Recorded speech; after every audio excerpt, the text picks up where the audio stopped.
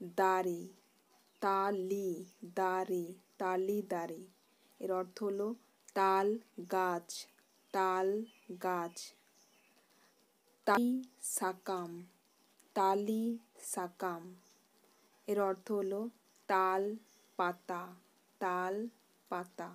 তালি, তালি। এর অর্থ তাল, তাল। বিলি তালি, বিলি তালি।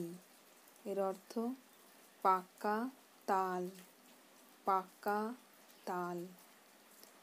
ব্যারেল তালি, ব্যারেল তালি।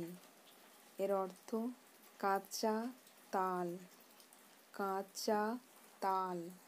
আড্ডি সঙ্গিং রে বারিয়া উড়া ñेल ᱧᱟᱢᱚᱜ ᱠᱟᱱᱟ। আড্ডি সঙ্গিং রে বারিয়া উড়া ñेल ᱧামᱚᱜ কানা।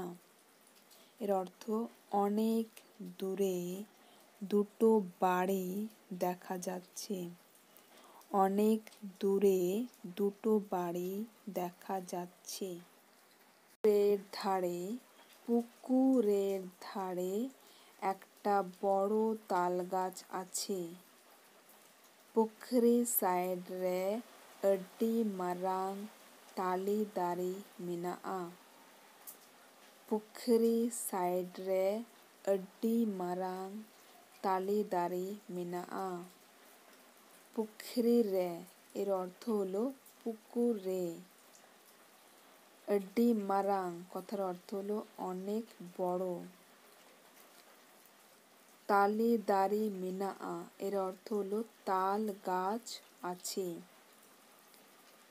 তাল গাছ আছে।